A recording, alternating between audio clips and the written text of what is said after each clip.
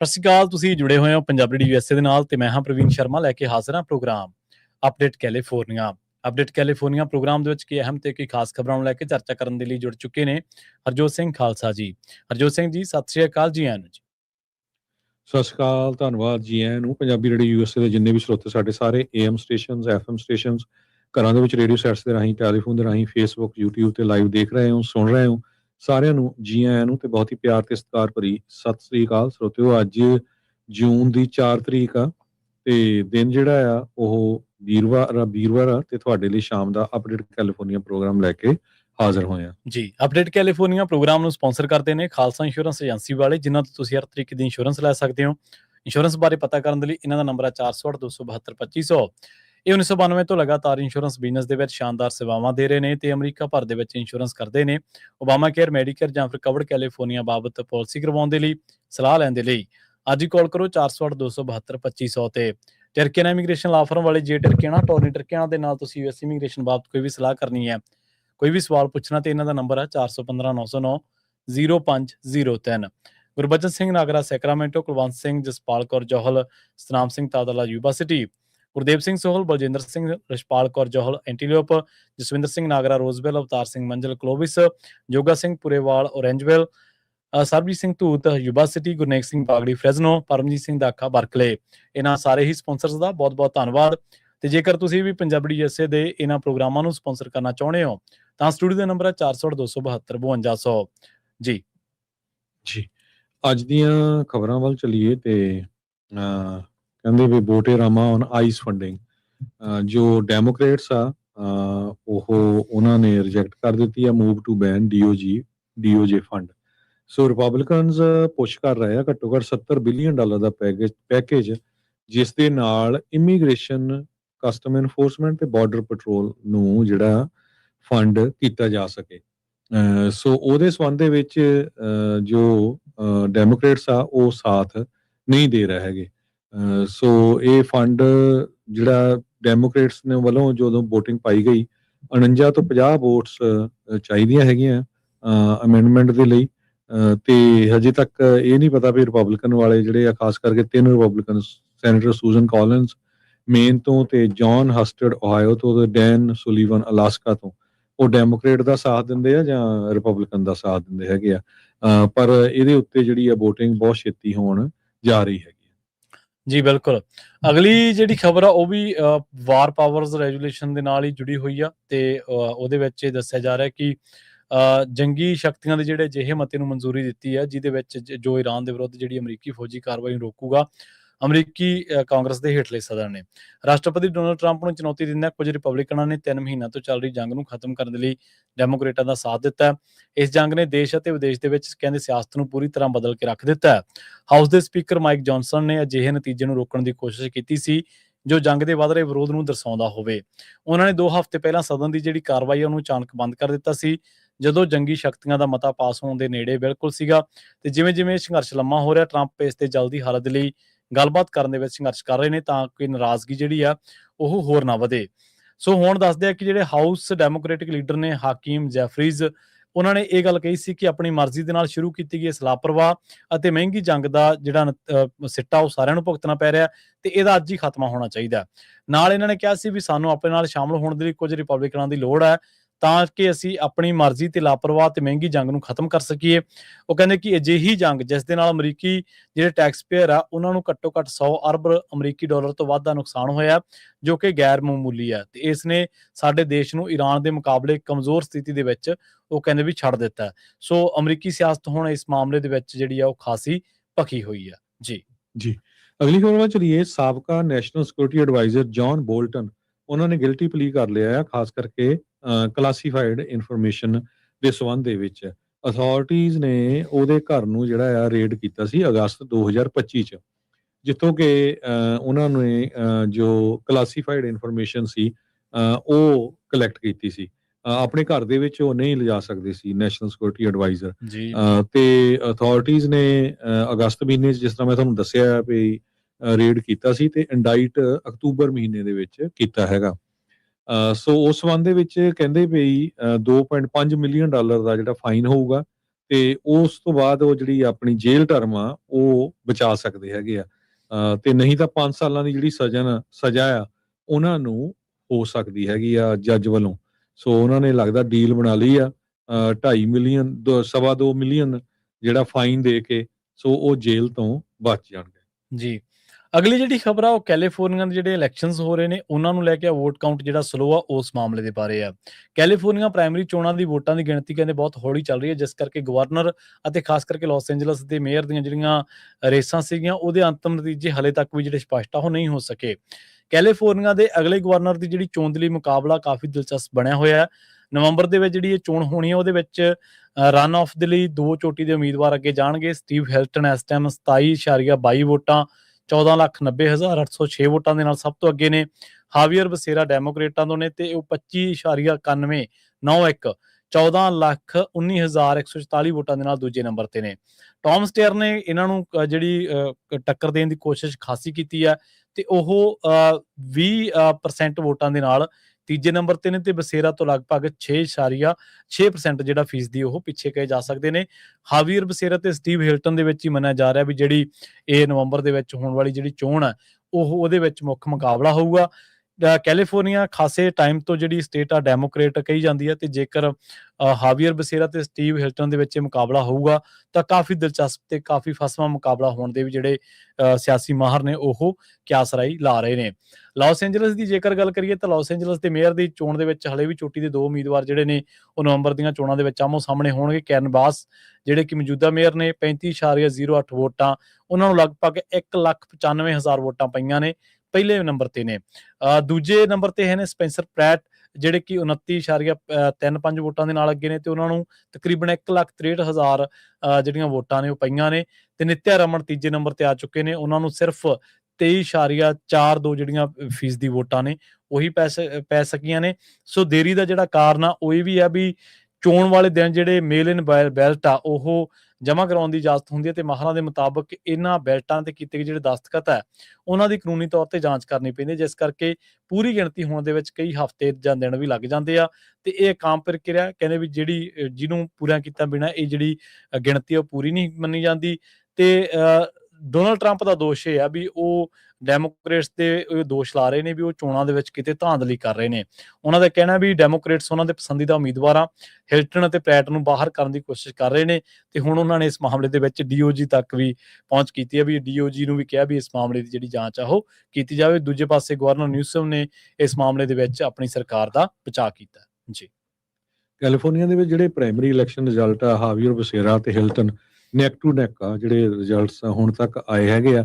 Las Angeles ਦੀ mayor ਦੀ race Karen ਬਾਸ ਤੇ Spencer Pratt ਇਹਨਾਂ ਨੇ ਲੀਡ ਲਈ ਹੈਗੀ ਆ। ਨਿਥਿਆ ਰਮਨ ਤੀਜੇ ਨੰਬਰ ਤੇ ਇਸ ਟਾਈਮ ਤੇ ਜਾ ਰਹੀ ਆ। ਅਜੇ ਕਈ ਜਗ੍ਹਾ ਦੇ ਉੱਤੇ ਜਿਹੜੀਆਂ ਇਲੈਕਸ਼ਨ ਦੇ ਰਿਜ਼ਲਟਸ ਆ ਕਈ ਦਿਨ ਤੱਕ ਵੀ ਲੱਗ ਸਕਦੇ ਆ ਡਿਸਾਈਡ ਹੋਣ ਨੂੰ, ਤੇ ਕਿਉਂਕਿ ਮਾਰਜਨ ਕਈ ਜਗ੍ਹਾ ਦੇ ਉੱਤੇ ਬੜਾ ਘੱਟ ਹੈਗਾ ਆ। ਹਾਵੀਅਰ ਬਸੇਰੇ ਦੇ ਚਾਂਸ ਕੈਲੀਫੋਰਨੀਆ 'ਚ ਕਾਫੀ ਜ਼ਿਆਦਾ ਜਿਹੜੇ ਲੱਗ ਰਹੇ ਹੈਗੇ ਆ। ਸਪੈਂਸਰ ਪ੍ਰੈਟ ਜੋ ਆ ਉਹ ਡ੍ਰੌਪ ਆਊਟ ਕਰ ਗਿਆ ਜਦੋਂ ਇਲੈਕਸ਼ਨ ਰਿਜ਼ਲਟ ਆਏ ਆ। ਪੈਟ ਜੋ ਮਹਾਨ ਆ ਉਹਨਾਂ ਨੇ ਵੀ ਆਪਣੀ ਜਿਹੜੀ ਹਾਰ ਆ ਉਹ ਮੰਨ ਲਈ ਹੈਗੀ ਆ। ਤੇ ਜਿੰਨਾ ਕੁ ਡਾਟਾ ਹੁਣ ਆਇਆ ਕਹਿੰਦੇ ਵੀ ਲੈਸ ਦੈਨ 0.25% ਕੈਲੀਫੋਰਨੀਆ ਨੇ ਵੋਟ ਪਾਈ ਆ। 25% ਤੋਂ ਘੱਟ ਜਿਹੜੇ 100 ਦੇ ਵਿੱਚੋਂ 25% ਤੋਂ ਘੱਟ ਆ ਵੋਟਰ ਜਿਹੜੇ ਸਿਟੀਜ਼ਨ ਸੀ, ਰਜਿਸਟਰਡ ਵੋਟਰ ਸੀ ਜਿਨ੍ਹਾਂ ਨੇ ਵੋਟ ਪਾਈ ਆ। ਸੋ ਇੱਥੋਂ ਦੇਖ ਲਓ ਵੀ ਕਈ ਵਾਰ ਕਹਿੰਦੇ ਵੀ ਡੈਮੋਕ੍ਰੇਸੀ ਬਹੁਤ ਵਧੀਆ ਚੀਜ਼ ਆ। ਜੇ 25% ਵੋਟ ਪਾਉਗੇ ਉਹ 25% ਫਿਰ ਉਹਨਾਂ ਚੋਂ ਇਲੈਕਟ ਕਰੂਗੇ, maybe half and half 12-13% vote ਪਾਉਣ ਵਾਲੇ ਲੋਕ ਆਪਣੀ ਪਸੰਦੀਦਾ ਲੀਡਰ ਜਿਹੜਾ ਆ ਉਹ ਤੁਹਾਡੇ ਸਿਰ ਦੇ ਉੱਤੇ ਬਿਠਾ ਦੇਣਗੇ। ਸੋ ਇਸ ਕਰਕੇ ਵੋਟ ਪਾਣੀ ਬਹੁਤ ਜ਼ਰੂਰੀ ਆ। ਆਪਾਂ ਤਾਂ ਪੰਜਾਬੀ ਰੇਡੀਓ ਤੋਂ ਪਹਿਲੇ ਦਿਨ ਤੋਂ ਹੀ ਇਹ ਰੌਲਾ ਪਾ ਕੇ ਕਹਿ ਰਹੇ ਆ, ਨੋ ਮੈਟਰ ਜਿਹੜੀ ਮਰਜ਼ੀ ਪਾਰਟੀ ਨੂੰ ਤੁਸੀਂ ਬਿਲੋਂਗ ਕਰੋ, ਇੰਡੀਪੈਂਡੈਂਟ ਆ, ਡੈਮੋਕ੍ਰੇਟ ਆ, ਰਿਪਬਲਿਕਨ ਆ, ਵੋਟ ਜ਼ਰੂਰ ਪਾਉਣੀ ਚਾਹੀਦੀ ਹੈਗੀ। ਜੀ ਬਿਲਕੁਲ ਵੋਟ ਦਾ ਜਿਹੜਾ ਇਸਤੇਮਾਲ ਆ ਜ਼ਰੂਰ ਕਰਨਾ ਚਾਹੀਦਾ। ਅਗਲੀ ਜਿਹੜੀ ਖਬਰ ਆ ਉਹ ਕੈਨੇਡਾ ਤੋਂ ਆ ਰਹੀ ਹੈ। ਇਸ ਟਾਈਮ ਦੀ ਵੱਡੀ ਖਬਰ ਹੈ ਸਰੀ ਸ਼ਹਿਰ ਦੇ ਵਿੱਚ ਲੰਘੇ ਦਿਨੀ ਜਿਹੜੀ ਆ ਉਹ ਫਰੌਤੀ ਦੀਆਂ ਕਾਲਾਂ ਤੇ ਗੋਲੀਬਾਰੀ ਦੇ ਮਾਮਲਿਆਂ ਦੀ ਜਿਹੜੀ ਜਾਂਚ ਚੱਲ ਰਹੀ ਹੈ ਤੇ ਬਹੁਤ ਸਾਰੇ ਮਾਮਲੇ ਸਾਹਮਣੇ ਆ ਰਹੇ ਨੇ। ਇਸੇ ਦਰਮਿਆਨ ਜਿਹੜਾ ਸਰੀ ਦਾ ਪੁਲਿਸ ਮੁਖੀ ਅਤੇ ਪੁਲਿਸ ਬੋਰਡ ਦਾ ਚੇਅਰਮੈਨ ਆ ਉਹਨਾਂ ਨੇ ਅਹੁਦੇ ਛੱਡ ਦਿੱਤੇ ਆ। ਪੁਲਿਸ ਮੁਖੀ ਨਾਰਮਨ ਲਪਿੰਸਕੀ ਤੇ ਪੁਲਿਸ ਬੋਰਡ ਦੇ ਚੇਅਰਮੈਨ ਜਿਹੜੇ ਹਾਰਲੇ ਚੈਪਲ ਉਹਨਾਂ ਨੇ ਦੋਸ਼ ਲਾਏ ਆ ਕਿ ਬਾਹਰੀ ਦਖਲਾ ਬਹੁਤ ਜ਼ਿਆਦਾ ਦਖਲਾ ਤੇ ਇਸ ਕਰਕੇ ਇਮਾਨਦਾਰੀ ਦੇ ਨਾਲ ਉਹ ਆਪਣੀ ਨੌਕਰੀ ਨਹੀਂ ਕਰ ਸਕਦੇ ਤੇ ਇਸ ਕਰਕੇ ਉਹ ਸਮਰੱਥ ਨੇ। ਦੋਵਾਂ ਨੂੰ ਹੁਣ ਸਤੰਬਰ 2020 ਦੇ ਵਿੱਚ ਤਤਕਾਲੀ ਮੇਅਰ ਡੱਗ ਮਕੱਲਮ ਦੀ ਸਰਪ੍ਰਸਤੀ ਦੇ ਹੇਠ ਨਿਯੁਕਤ ਕੀਤਾ ਗਿਆ ਸੀਗਾ ਤੇ ਜਿਵੇਂ ਇਹ ਪੁਲਿਸ ਅਧਿਕਾਰੀਆਂ ਨੇ ਕਿਹਾ ਵੀ ਸਾਨੂੰ ਜਿਹੜੀ ਬਾਹਰੀ ਦਖਲ ਹੈ ਤੇ ਇਸ ਕਰਕੇ ਅਸੀਂ ਇਮਾਨਦਾਰੀ ਦੇ ਨਾਲ ਆਪਣੀ ਜੌਬ ਨਹੀਂ ਕਰ ਸਕਦੇ। ਜਦੋਂ ਇਹਨਾਂ ਨੇ ਅਹੁਦਾ ਛੱਡਿਆ ਤਾਂ ਜਾਣਕਾਰੀ ਮਿਲਦੇ ਹੀ ਲੋਕਾਂ ਨੂੰ ਆਪਣੀ ਸੁਰੱਖਿਆ ਦਾ ਜਿਹੜਾ ਉਹ ਖਤਰਾ ਉਹ ਸਤਾਉਣ ਲੱਗਿਆ। ਉਪ ਪੁਲਿਸ ਮੁਖੀ ਨੇ ਕਹਿੰਦੇ ਆਰਜ਼ੀ ਤੌਰ ਤੇ ਨਵੀਂ ਜ਼ਿੰਮੇਵਾਰੀ ਸੰਭਾਲੀ ਹੈ, ਪਰ ਕਹਿੰਦੇ ਕਿ ਸਰੀ ਦੇ ਲੋਕ ਨੇ ਜਿਹੜੇ ਉਹ ਲਿਪਿੰਸਕੀ ਦੇ ਖਾਸ ਤੌਰ ਤੇ ਨੋਰਮਲ ਲਿਪਿੰਸਕੀ ਦੇ ਜਾਣ ਤੋਂ ਖਾਸੇ ਨਾਰਾਜ਼ ਨੇ ਤੇ ਉਹਨਾਂ ਨੇ ਇਹ ਗੱਲ ਵਾਅਦਾ ਕੀਤਾ ਸੀਗਾ ਵੀ ਡੱਗ ਮਕੱਲਮ ਨੇ 2018 ਦੀ ਇਹ ਗੱਲ ਆ, ਜਦੋਂ ਉਹਨਾਂ ਨੇ ਕਿਹਾ ਸੀਗਾ ਵੀ ਅਸੀਂ ਕੇਂਦਰੀ ਪੁਲਿਸ ਦੀ ਥਾਂ ਤੇ ਸਰੀ ਪੁਲਿਸ ਲੈ ਕੇ ਆਵਾਂਗੇ। ਸਰੀ ਪੁਲਿਸ ਆਈ ਵੀ ਹੈ, ਬੋਰਡ ਵੀ ਬਣਿਆ, ਪਰ ਲੋਕਾਂ ਨੂੰ ਖਾਸ ਕਰਕੇ ਜਿਹੜੇ ਪੰਜਾਬੀ ਭਾਈਚਾਰੇ ਦੇ ਨੇ, ਜਿਨ੍ਹਾਂ ਦੇ ਵਿੱਚੋਂ ਬਹੁਤੇ ਸਿੱਖ ਭਾਈਚਾਰੇ ਦੇ ਨੇ, ਜਿਹੜੇ ਕਾਰੋਬਾਰੀ ਨੇ ਵੱਡੇ, ਜਿਨ੍ਹਾਂ ਨੇ ਬੜੀਆਂ ਮਿਹਨਤਾਂ ਦੇ ਨਾਲ ਆਪਣੇ ਕਾਰੋਬਾਰ ਖੜੇ ਕੀਤੇ ਨੇ, ਪਰ ਉਹਨਾਂ ਨੂੰ ਹੁਣ ਫਰੌਤੀ ਦੀਆਂ ਕਾਲਾਂ ਆ ਰਹੀਆਂ ਨੇ। ਕਈਆਂ ਦੇ ਘਰਾਂ ਉੱਤੇ ਗੋਲੀਆਂ ਚੱਲੀਆਂ ਨੇ ਤੇ ਕਈਆਂ ਨੂੰ ਫਰੌਤੀ ਦੀਆਂ ਕਾਲਾਂ ਆਈਆਂ ਨੇ, ਕਈਆਂ ਨੇ ਆਪਣੀਆਂ ਜਾਨਾਂ ਵੀ ਗਵਾ ਲਈਆਂ ਨੇ। ਸੋ ਸਰੀ ਇਸ ਟਾਈਮ ਕੈਨੇਡਾ ਦੇ ਨਾਲ ਮੈਨੂੰ ਲੱਗਦਾ ਕਿ ਪੂਰੇ ਨਾਰਥ ਅਮਰੀਕਾ ਦੇ ਵਿੱਚ ਉਹਨਾਂ ਸ਼ਹਿਰਾਂ ਦੇ ਵਿੱਚ ਸ਼ੁਮਾਰ ਆ ਜਿੱਥੇ ਵਾਇਲੈਂਸ, ਹਿੰਸਾ, ਫਰੌਤੀ ਦੀਆਂ ਕਾਲਾਂ ਤੇ ਇਹ ਸਭ ਕੁਝ ਸਭ ਤੋਂ ਜ਼ਿਆਦਾ ਕਿਹਾ ਜਾ ਸਕਦਾ ਹੈ ਜੀ। ਇੱਕ ਆਬਰਨ ਯੂਨੀਵਰਸਿਟੀ ਦਾ ਸਟੂਡੈਂਟ ਹਜੇ ਵੀ ਜਾਪਾਨ ਦੇ ਵਿੱਚ ਮਿਸਿੰਗ ਹੈਗਾ ਆ ਜੀ ਉਹਦੀ ਮਦਰ ਜਿਹੜੀ ਆ ਨੈਂਸੀ ਹੇਗਨ ਬੋਥਮ, ਉਹਨਾਂ ਨੇ ਇਹ ਕਿਹਾ ਆ ਵੀ ਦਰਜਨ ਦੇ ਕਰੀਬ ਜਿਹੜੇ ਜੈਪਨੀਜ਼ ਪੁਲਿਸ ਆਫੀਸਰਸ ਆ ਉਹ ਵੇਸਟ ਹਾਈ ਮੱਡ ਜੋ ਆ ਉਸ ਏਰੀਏ ਦੇ ਵਿੱਚ ਜੋ ਉਸ ਨੂੰ ਲੱਭ ਰਹੇ ਹੈਗੇ ਆ। ਜੇਮਸ ਵੈਸਟਨ ਹੇਗਨ ਬੋਥਮ 20 ਸਾਲਾਂ ਦਾ ਆ ਤੇ ਕਹਿੰਦੇ ਵੀ ਉਹਨੂੰ ਕਿਓਟੋ ਟ੍ਰੇਨ ਸਟੇਸ਼ਨ ਤੇ ਦੇਖਿਆ ਗਿਆ ਸੀ ਫਰਾਈਡੇ ਨੂੰ ਤੇ ਉਹ ਤੋਂ ਬਾਅਦ ਉਹ ਡਿਸਅਪੀਅਰ ਹੋ ਗਿਆ।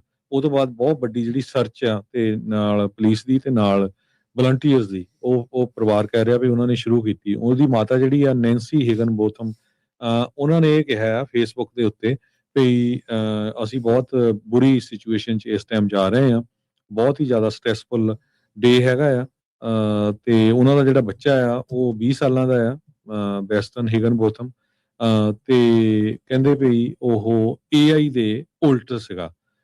ਸੋ ਉਹ ਇਹ ਪਤਾ ਨਹੀਂ ਹੁਣ ਇਹਦੇ ਨਾਲ ਕੋਈ ਲੈਣਾ ਦੇਣਾ ਆ ਜਾਂ ਨਹੀਂ, ਪਰ ਵੈਸਟਨ ਹਿਗਨਸ ਨੇ ਕਿਹਾ ਉਹ ਆਪਣੇ ਪੇਰੈਂਟਸ ਤੋਂ ਛੱਡ ਕੇ ਹੋਰ ਪਾਸੇ ਚਲ ਗਿਆ। ਉਹਦਾ ਖਾਸ ਕਰਕੇ ਜਿਹੜਾ ਆਰਗੂਮੈਂਟ ਚੈਟ GPT ਦੇ ਉੱਤੇ ਹੋਇਆ ਸੀ ਤੇ ਉਹਦੀ ਮਦਰ ਨੇ NBC ਨੂੰ ਇੱਕ ਫੋਨ ਕਾਲ ਦੇ ਦੌਰਾਨ ਦੱਸਿਆ ਹੈਗਾ। ਆਬਰਨ ਯੂਨੀਵਰਸਿਟੀ ਦਾ ਜਿਹੜਾ ਸਟੂਡੈਂਟ ਆ ਇਹ ਬਾਇਓ ਸਿਸਟਮ ਇੰਜੀਨੀਅਰਿੰਗ ਦੇ ਵਿੱਚ ਮੇਜਰ ਕਰ ਰਿਹਾ ਸੀ ਤੇ ਖਾਸ ਕਰਕੇ ਸਸਟੇਨੇਬਲ ਡਿਜ਼ਾਈਨ ਤੇ ਦੁਨੀਆ ਦਾ ਜੋ ਬਹੁਤ ਜ਼ਿਆਦਾ ਇੱਕ ਤਰ੍ਹਾਂ ਦੇ ਨਾਲ ਰਿਲਾਇੰਸ ਆ ਜਿਹੜੀ ਉਹ ਆਰਟੀਫਿਸ਼ੀਅਲ ਇੰਟੈਲੀਜੈਂਸ ਤੇ ਆ ਉਸ ਤੇ ਉਹ ਉਲਟ ਸੀ ਜੀ। ਅਗਲੀ ਜਿਹੜੀ ਖਬਰ ਆ ਉਹ ਔਰੇਂਜ ਕਾਉਂਟੀ ਦੇ ਵਿੱਚ ਉਸ ਕੰਪਨੀ ਦੇ ਨਾਲ ਜੁੜੀ ਹੋਈ ਹੈ ਜਿਹੜੀ ਕਿ GKN ਐਰੋਸਪੇਸ ਦੇ ਨਾਮ ਦੀ ਕੰਪਨੀ ਆ। ਇਹਦੇ ਵਿੱਚ ਇਹ ਕੈਮੀਕਲ ਲੀਕ ਦੀ ਜਿਹੜੀ ਘਟਨਾ ਵਾਪਰੀ ਸੀ। ਹੁਣ ਔਰੇਂਜ ਕਾਉਂਟੀ ਦੇ ਜਿਹੜੇ ਸਿਹਤ ਅਧਿਕਾਰੀ ਨੇ ਉਹਨਾਂ ਨੇ ਉਹ ਦਾਅਵਾ ਜਿਹੜਾ ਵਾਪਸ ਲਿਆ, ਜਿਹਦੇ ਵਿੱਚ ਉਹਨਾਂ ਨੇ ਕਿਹਾ ਸੀਗਾ ਕਿ ਗਾਰਡਨ ਗਰੋਵ ਦੀ ਇੱਕ ਐਰੋਸਪੇਸ ਕੰਪਨੀ ਦੇ ਵਿੱਚ ਹੋਏ ਕੈਮੀਕਲ ਟੈਂਕ ਸੰਕਟ ਦੇ ਦੌਰਾਨ ਕੋਈ ਗੈਸ ਜਾਂ ਫਿਰ ਕੋਈ ਵੀ ਜਿਹੜੀ ਵੈਪਰਸ ਆ ਉਹ ਲੀਕ ਨਹੀਂ ਸੀ ਹੋਏ। ਹੁਣ ਇਹ ਬਾਹਰੀ ਸਟੋਰੇਜ ਟੈਂਕ ਦੇ ਵਿੱਚ ਰੱਖਿਆ 7000 ਗੈਲਨ ਕੈਮੀਕਲ, ਜਿਸ ਦਾ ਨਾਮ ਮੈਥਾਈਲ ਮੈਥਾਕ੍ਰਾਈਲੇਟ ਆ, ਉਹ ਗਰਮ ਹੋ ਗਿਆ ਸੀਗਾ ਤੇ ਉਹਦੇ ਵਿੱਚੋਂ ਕਰੀਬ 5 ਮਿੰਟ ਦੇ ਲਈ ਤੇਜ਼ ਧੂਆਂ ਤੇ ਗੈਸ ਨਿਕਲੀ ਸੀ। ਇਹਦੀ ਜਿਹੜੀ ਵਰਤੋਂ ਆ ਉਹ ਪਲੈਕਸੀ ਗਲਾਸ ਬਣਾਉਣ ਦੇ ਲਈ ਕੀਤੀ ਜਾਂਦੀ ਹੈ ਤੇ ਇਹਦੇ ਨਾਲ ਸੁੰਘਣ ਦੇ ਨਾਲ ਫੇਫੜਿਆਂ ਦੇ ਵਿੱਚ ਜਲਣ ਵੀ ਹੋ ਸਕਦੀ ਹੈ ਤੇ ਸਾਹ ਲੈਣ ਦੇ ਵਿੱਚ ਗੰਭੀਰ ਤਕਲੀਫ ਵੀ ਹੋ ਸਕਦੀ ਆ। ਔਰੇਂਜ ਕਾਉਂਟੀ ਦੀ ਹੈਲਥ ਆਫੀਸਰ ਨੇ ਡਾਕਟਰ ਜੀਨਾ ਚੈਂਸਿਓ ਤੇ ਉਹਨਾਂ ਨੇ ਮੈਮੋਰੀਅਲ ਡੇ ਤੇ ਕਿਹਾ ਵੀ ਉੱਥੇ ਕੋਈ ਪ੍ਰਦੂਸ਼ਣ ਜਾਂ ਫਿਰ ਲੀਕ ਨਹੀਂ ਹੋਇਆ, ਪਰ ਹੁਣ ਇਹਨਾਂ ਨੂੰ ਕਹਿਣਾ ਪਿਆ ਵੀ ਉੱਥੇ ਲੀਕ ਹੋਇਆ। ਹੁਣ ਫਾਇਰ ਵਿਭਾਗ ਤੇ ਸਟੇਟ ਰਿਪੋਰਟ ਆਈ ਆ। ਫਾਇਰ ਅਥਾਰਟੀ ਤੇ ਕੈਲੀਫੋਰਨੀਆ ਦੇ ਜਿਹੜੇ ਐਮਰਜੈਂਸੀ ਦਫ਼ਤਰ ਦੀਆਂ ਰਿਪੋਰਟਾਂ ਨੇ ਉਹਨਾਂ ਦੇ ਵਿੱਚ ਕਿਹਾ ਗਿਆ ਕਿ ਟੈਂਕ ਫੁੱਲਿਆ ਸੀਗਾ ਤੇ ਇਸ ਕਰਕੇ ਉਹਦੇ ਵਿੱਚੋਂ ਲੀਕ ਹੋਈ ਹੈ, ਜਿਸ ਕਰਕੇ 300 ਮੁਲਾਜ਼ਮਾਂ ਨੂੰ ਉੱਥੋਂ ਤੁਰੰਤ ਬਾਹਰ ਕੱਢਣਾ ਪਿਆ ਸੀਗਾ। ਹੁਣ ਲੋਕ ਇਹ ਸਵਾਲ ਚੁੱਕ ਰਹੇ ਨੇ ਕਿ ਬਈ ਜਿਹੜੀ ਇਹ ਕਾਉਂਟੀ ਦੇ ਜਿਹੜੇ ਸਿਹਤ ਅਧਿਕਾਰੀ ਨੇ ਉਹਨਾਂ ਨੇ ਆਪਣਾ ਦਾਅਵਾ ਕਿਉਂ ਵਾਪਸ ਲਿਆ। ਉਹ ਕਿਉਂ ਲੋਕਾਂ ਨੂੰ ਜਿਹੜਾ ਉਹ ਕਹਿ ਰਹੇ ਨੇ ਗੁੰਮਰਾਹ ਕਾਹਤੋਂ ਕਰ ਰਹੇ ਨੇ, ਕਿਉਂਕਿ ਟੈਂਕ ਦੇ ਵਿੱਚੋਂ ਬਾਕੀ ਬਚੇ ਜਦੋਂ ਕੈਮੀਕਲ ਨੂੰ ਹਟਾਇਆ ਗਿਆ ਸੀ ਤਾਂ ਲੋਕਾਂ ਨੇ ਕਿਹਾ ਸੀਗਾ ਕਿ ਫਲਾਂ ਵਰਗੀ ਇੱਕ ਖਾਸ ਬਦਬੂ ਆ ਸਕਦੀ ਹੈ, ਪਰ ਸਿਹਤ ਦੇ ਲਈ ਕਹਿੰਦੇ ਕਿ ਇਹ ਹਾਨੀਕਾਰਕ ਹੈ। ਹੁਣ ਔਰੇਂਜ ਕਾਉਂਟੀ ਦੇ ਡਿਸਟ੍ਰਿਕਟ ਅਟਾਰਨੀ ਨੇ ਜਿਹੜੇ ਉਹਨਾਂ ਨੇ ਇਸ ਮਾਮਲੇ ਦੀ ਜਿਹੜੀ ਅਪਰਾਧਿਕ ਜਾਂਚ ਆ ਉਹ ਸ਼ੁਰੂ ਕੀਤੀ ਤੇ ਕੰਪਨੀ ਦੇ ਖਿਲਾਫ ਕਈ ਅਦਾਲਤੀ ਜਿਹੜੇ ਕੇਸ ਨੇ ਉਹ ਵੀ ਦਰਜ ਕੀਤੇ ਨੇ ਜੀ। ਪ੍ਰਿਜ਼ਨੋ ਦੇ ਵਿੱਚ ਇੱਕ ਜਿਹੜਾ ਫਾਇਰ ਕਰੂ ਆ ਉਹ ਇਸ ਟਾਈਮ ਬਹੁਤ ਵੱਡੇ ਵੇਅਰ ਹਾਊਸ ਨੂੰ ਜੋ ਅੱਗ ਲੱਗੀ ਆ ਉਹਦੀ ਅੱਗ ਬੁਝਾਉਣ ਦੇ ਵਿੱਚ ਲੱਗਾ ਪਿਆ ਹੈਗਾ। ਇਹ ਸਾਊਥ ਈਸਟਰਨ ਫ੍ਰਿਜ਼ਨੋ ਏਰੀਏ ਦੇ ਵਿੱਚ ਇਹ ਅੱਗ 3:06 ਤੇ ਬਾਅਦ ਦੁਪਹਿਰ ਸਟਾਰਟ ਹੋਈ ਸੀ ਨੀਅਰ ਐਲ ਤੇ ਲਾਸ ਐਂਜਲਸ ਸਟਰੀਟ ਤੇ ਨਾਰਥ ਆਫ ਹੈਮਿਲਟਨ ਐਵਨਿਊ। ਸੋ ਬਹੁਤ ਕਹਿੰਦੇ ਵੀ ਵੱਡਾ ਸਾਰਾ ਪਲੂਮ ਆਪਾਂ ਦੇਖ ਸਕਦੇ ਹਾਂ ਵੀ ਉਹ ਧੂਏ ਦਾ ਉਹ ਦੂਰ ਦੂਰ ਤੱਕ ਜਿਹੜਾ ਦੇਖਿਆ ਜਾ ਰਿਹਾ ਹੈਗਾ। ਫਾਇਰ ਕਰਿਊ ਨੇ ਕਿਹਾ ਵੀ ਪੂਰੇ ਦਾ ਪੂਰਾ ਜਿਹੜਾ ਵੇਅਰ ਹਾਊਸ ਆ ਉਹ ਲਾਟਾਂ ਦੀ ਲਪੇਟ ਦੇ ਵਿੱਚ ਆ ਗਿਆ ਤੇ ਟੋਟਲੀ ਇਹ ਕੰਪਲੀਟ ਲਾਸ ਲੱਗਦਾ ਹੈਗਾ। ਪ੍ਰੈਸ਼ਰਾਈਜ਼ ਕੰਟੇਨਰਸ ਤੇ ਪਾਵਰ ਲਾਈਨਸ ਜਿਹੜੀਆਂ ਆ ਉਹ ਐਕਸਪਲੋਡ ਹੋ ਗਈਆਂ ਸੀਗੀਆਂ। ਸੋ ਉਹਦੇ ਲਾਗੇ ਛਾਗੇ ਦੇ ਜਿਹੜੇ ਵੇਅਰ ਹਾਊਸ ਆ ਉਹਨਾਂ ਨੂੰ ਇਵੈਕੂਏਟ ਵੀ ਕੀਤਾ ਗਿਆ ਆ।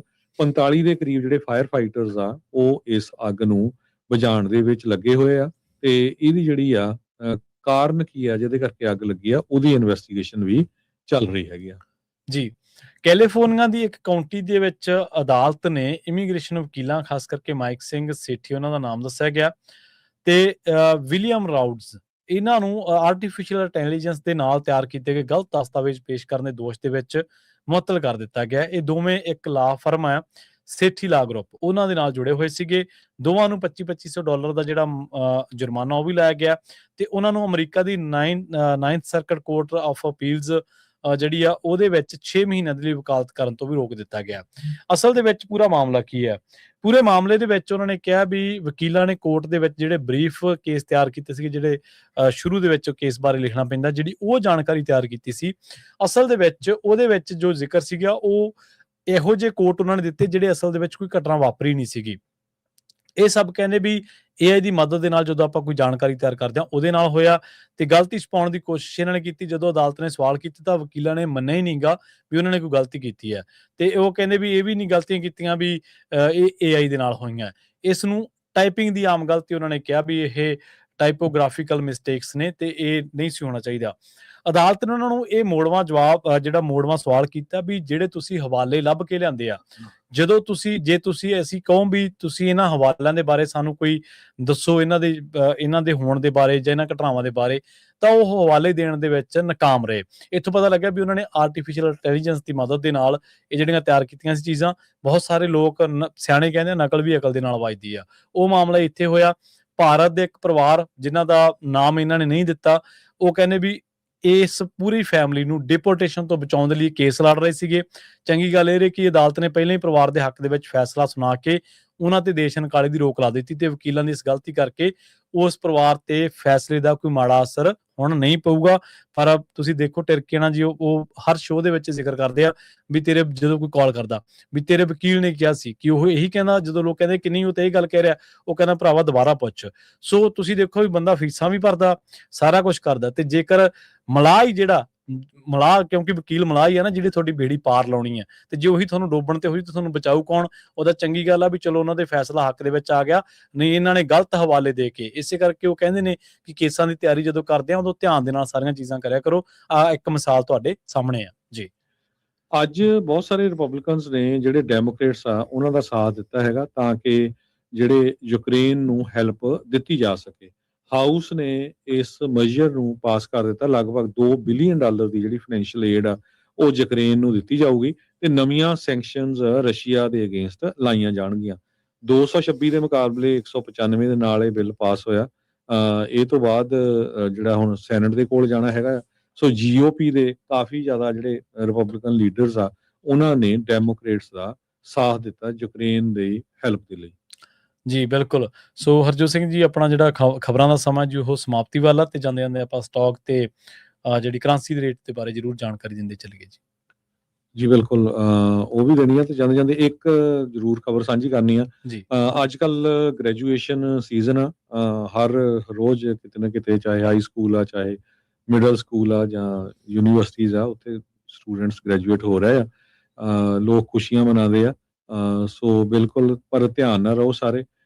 ਕੱਲ ਕੈਲੀਫੋਰਨੀਆ ਦੇ ਫੇਅਰਫੀਲਡ ਏਰੀਆ ਦੇ ਵਿੱਚ ਫੇਅਰਫੀਲਡ ਹਾਈ ਸਕੂਲ ਦੀ ਗ੍ਰੈਜੂਏਸ਼ਨ ਸੀ ਤੇ ਉੱਥੇ ਸ਼ੂਟਿੰਗ ਹੋ ਗਈ।